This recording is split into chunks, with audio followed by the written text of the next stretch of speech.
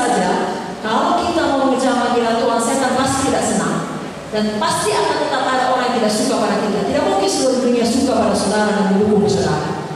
Akan tetap ada yang memusuhi, bahkan berusaha menghancurkan. Namun kita tidak bisa membiarkan mereka menghentikan kita menyelesaikan panggilan Tuhan. Saudara bisa baca Mazmur 118 ayat 1 sampai akhir. Tapi jika saya membaca beberapa ayat dari ayat 6 sampai ayat 10, Tuhan di pihakku. Siapa di pihak saudara? Aku tidak akan takut. Katakan aku tidak akan takut. Lebih kuat lagi, Tuhan di pihakku. Aku tidak akan takut. Sampai angkat tangan saudara. Sekarang katakan, Yesus di pihakku. Aku tidak akan takut. Amin. Baik, saya bacakan terus. Apa yang dapat dilakukan manusia terhadap aku? Tuhan di pihakku menolong aku. Aku akan memandang rendah mereka yang membenci aku. Lebih baik berlindung pada Tuhan daripada percaya kepada manusia. Lebih baik berlindung pada Tuhan daripada percaya kepada para bangsawan. Segala bangsa melihat aku demi nama Tuhan.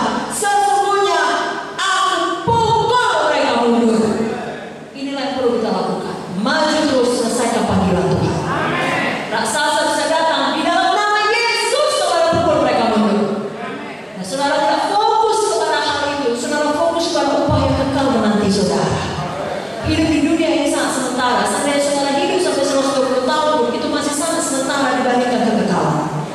Itu sebabnya apapun dikatakan orang, pada saat sekarang ini kita belajar untuk tidak membiarkan itu menghentikan kita. Apalagi di zaman yang penuh dengan hoax, saudara, itu sangat mudah membunuh karakter seseorang.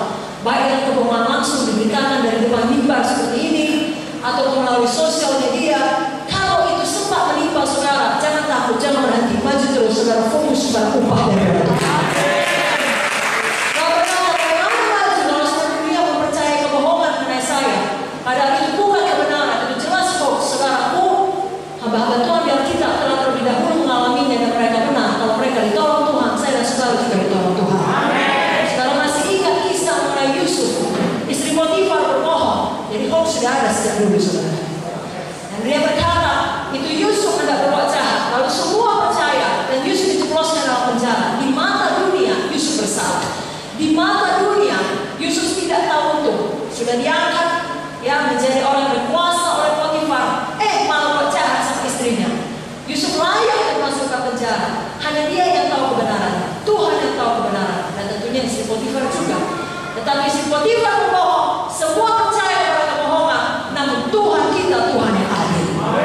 Sebabnya saya dan saudara juga harus belajar fokus kepada upah yang kekal. Tuhan kita tidak pernah meninggalkan kita. Musa juga menjadi hamba Tuhan karena dia fokus kepada upah yang kekal. Saudara buka dalam buku Ibrani 11 ayat 23 sampai 26 dikatakan karena iman. Saudara berkata karena iman. Karena iman maka Musa setelah ia lahir disembunyikan selama 3 bulan oleh orang tuanya karena mereka melihat bahwa anak itu elok rupanya dan mereka tidak takut akan perintah raja. Karena iman maka Musa setelah dewasa menolak disebut anak putri Firaun. Musa menolak disebut anak putri Firaun. Kenapa? Ayat 25. Karena ia lebih suka menderita sengsara dengan umat Allah daripada untuk sementara menikmati kesenangan dari dosa. Ia menganggap penghinaan karena Kristus sebagai kekayaan lebih besar daripada semua harta Mesir. Kenapa? Pandangannya dia arahkan kepada upah. Nah, hari ini sidang Tuhan GKI Sibolga dan semua hamba Tuhan yang lain dari cabang lain mengarahkan pandangan kepada upah. Hati saudara yang menjawabnya, tapi biarlah firman Tuhan ini membuat kita berlaku demikian. 2 Korintus 4 ayat 18 berkata, kami tidak memperhatikan yang kelihatan, melainkan yang tidak kelihatan. Karena yang kelihatan adalah sementara, sedangkan yang tidak kelihatan adalah. Mari angkat saudara katakan, saya mau seperti Musa, saya mau seperti Daud, saya mau fokus pada upah.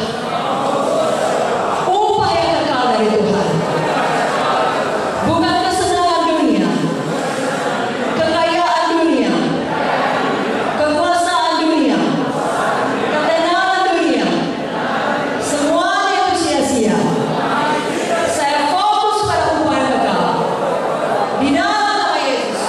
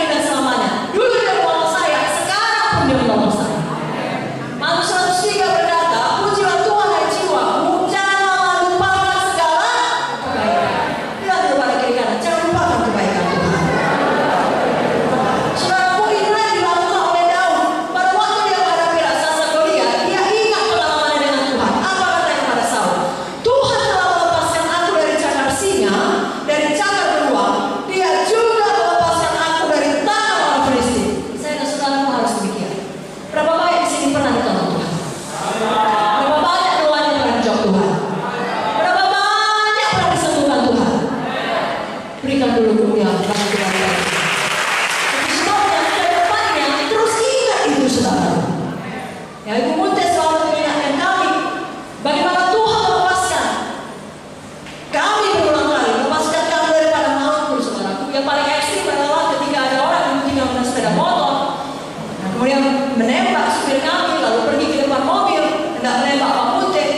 Nah, Roh Kudus yang ada di dalam, Pak Munte dan Ibu Munte, kami juga dari mobil pada waktu itu langsung berkata, dalam supaya tidak bisa menembakkan kita, saudara. Kalau dalam situasi seperti itu, manusia mana pun tidak dapat menolong, hanya Tuhan dapat menolong. Sama halnya ketika bom diletakkan depan rumah, dan setelah diteliti, ternyata isinya banyak paku, seperti bom tadi di Medan, saudaraku, dan dikatakan sebenarnya tergolong